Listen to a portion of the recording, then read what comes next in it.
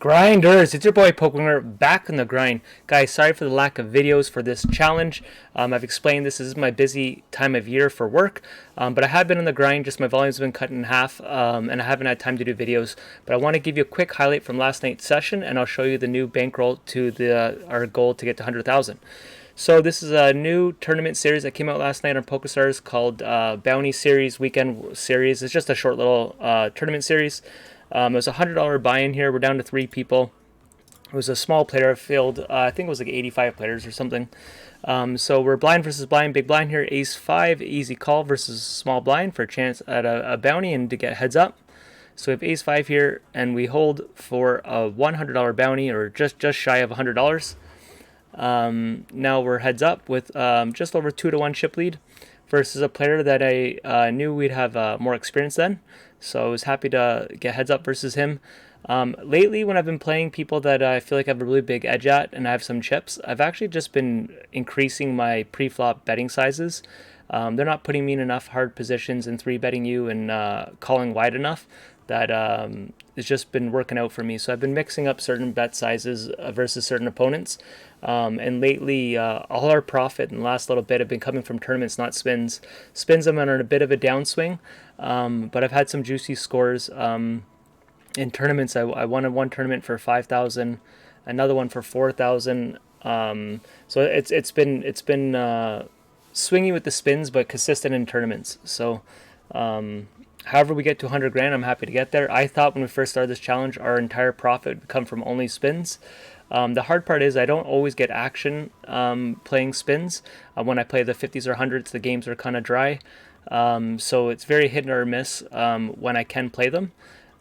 Because my schedule is so tight right now, when I do get a chance to play, a lot of times spin and goes aren't happening. So I got to jump in tournaments when I can. But even then, it seems to be mostly on weekends is when I'm able to jump into a tournament. Let's just quickly see here. This is only like a 2-minute heads-up match. As you can see, I'm sizing up a little bit more, which I traditionally wouldn't do. But I've just been doing this versus certain opponents. Just going to have a sip of my coffee here.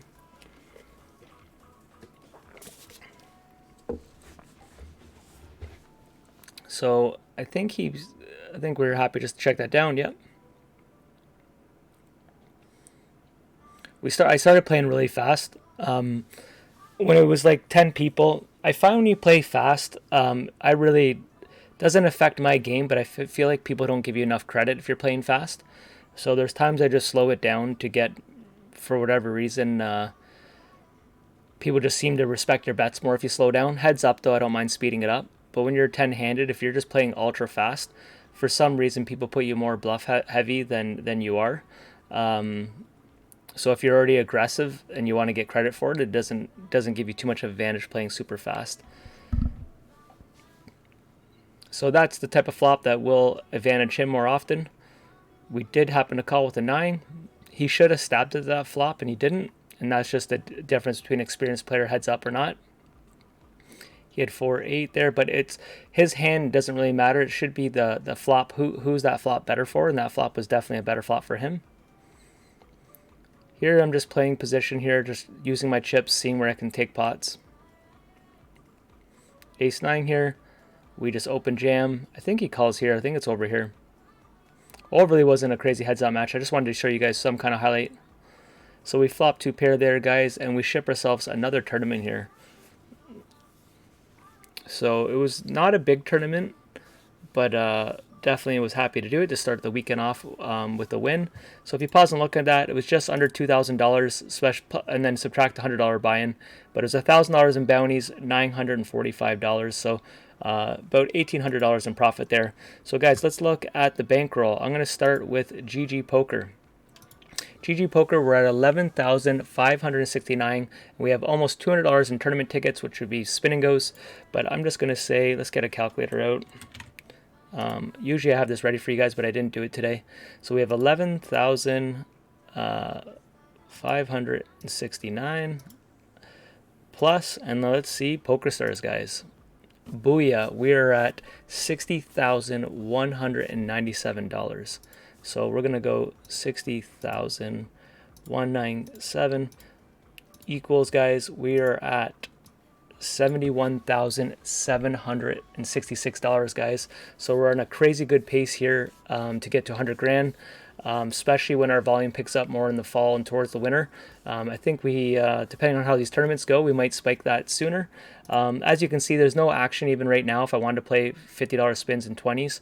I don't mind the odd time jumping down to stakes, but like I'm not going to do a whole session like lower ones. My ELO rating, I haven't been playing that much. I'm in third. This goes up and down. I've explained to you guys. This doesn't really matter too much. It more or less shows you how good you're running. There's times where I'm like in 50th, and it doesn't mean I'm the top 50th on the site.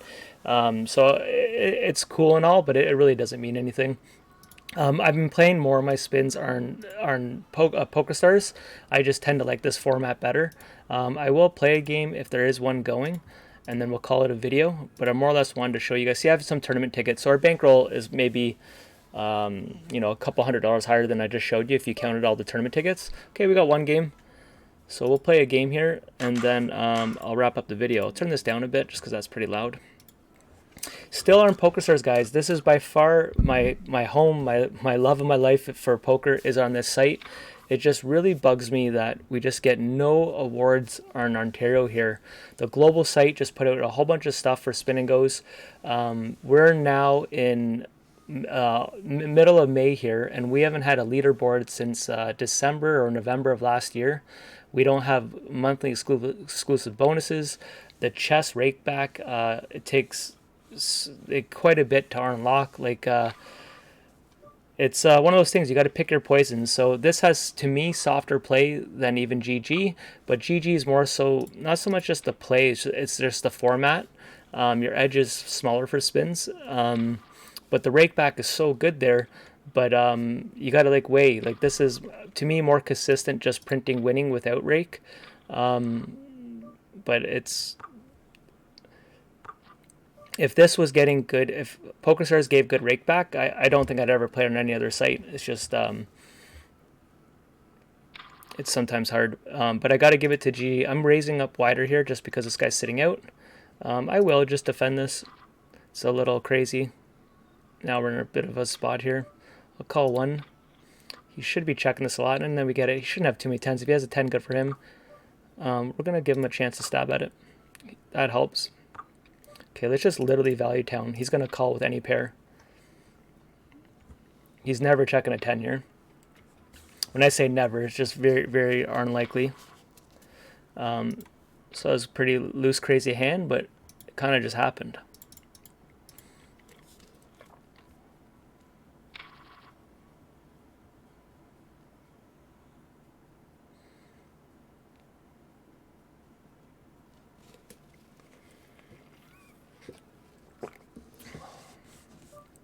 Okay, so we're essentially heads up here.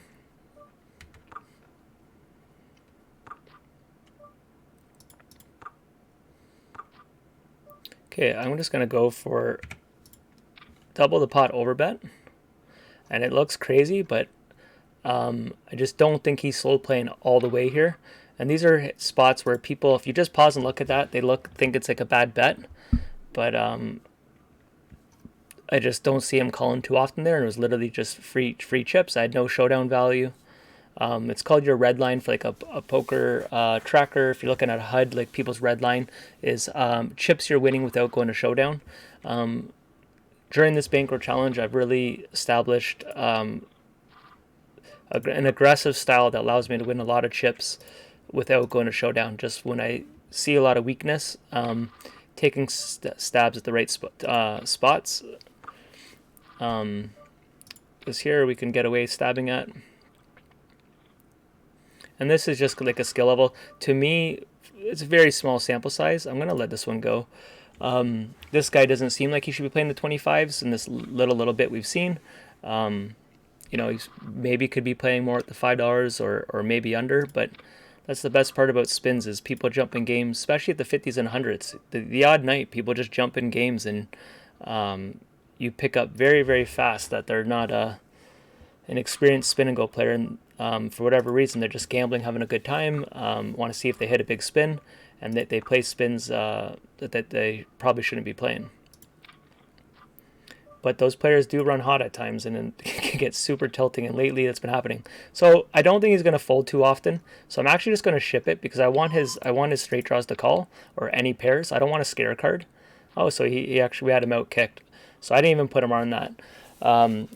But it's one of those spots where too many people just call, and then we're just going to steal this guy's money here.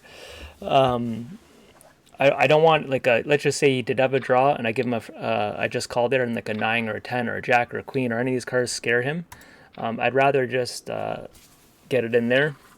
Sometimes you lose a customer, but taking it down with 7-2. This is one of these things that sucks. It happens to all of us. For a while, PokerStars had a glitch in their system. It was happening to a lot of players.